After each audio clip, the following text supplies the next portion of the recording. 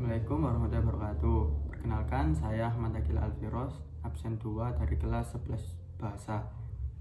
Di sini saya akan menceritakan tokoh yang menjadi inspirasi saya, yaitu A.A. Maramis.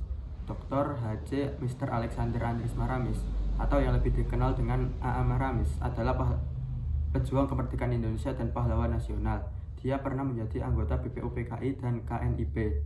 Ia juga pernah menjadi Menteri Keuangan Indonesia dan merupakan orang yang menandatangani Uang Republik Indonesia pertama.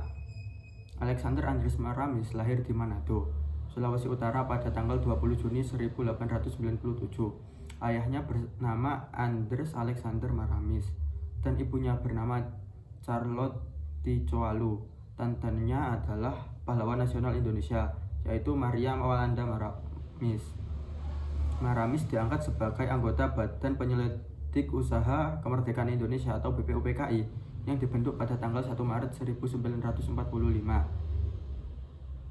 Di badan ini, Maramis termasuk dalam Panitia 9. Pada tanggal 11 Juli 1945, dalam salah satu rapat pleno BPUPKI, Maramis ditunjuk sebagai anggota panitia perancang Undang-Undang Dasar yang ditugaskan untuk membuat perubahan-perubahan tertentu sebelum disetujui oleh semua anggota BPUPKI. Pada tahun 1976, bersama Hatta, A.G. Pringgotikdo, Sunario Sastrowardoyo, dan Subarjo, Maramis termasuk dalam Panitia 5 yang ditugaskan Presiden Soeharto untuk mendokumentasikan perumusan Pancasila. Maramis diangkat sebagai Menteri Keuangan dalam Kabinet Indonesia Pertama pada tanggal 26 September 1945. Ia menggantikan Samsi Sastrawidakda yang pada awalnya diberi jabatan tersebut pada waktu kabinet dibentuk pada tanggal 2 September 1945. Sastrawidakda mengundurkan diri setelah hanya menjabat selama 2 minggu karena sakit. Sebagai Menteri Keuangan, Maramis berperan penting dalam pengembangan dan percetakan uang kertas Indonesia Pertama atau Uang Republik Indonesia (ORI).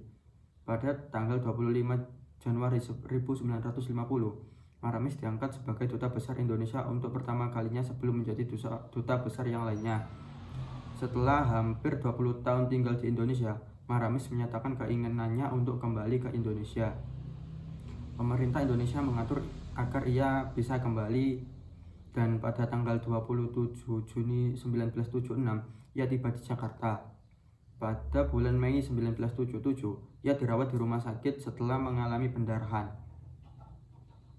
Maramis meninggal dunia pada tanggal 31 Juli 1977 di Rumah Sakit Angkatan Darat Gatot Subroto, hanya 13 bulan setelah ia kembali ke Indonesia. Jenazahnya disemayamkan di ruang Pancasila Departemen Luar Negeri dan dilanjutkan dengan upacara militer dan kemudian pemakaman di Taman Makam Pahlawan Kalibata.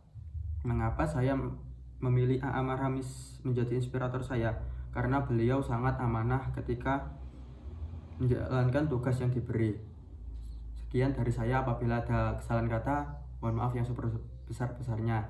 Assalamualaikum warahmatullahi wabarakatuh.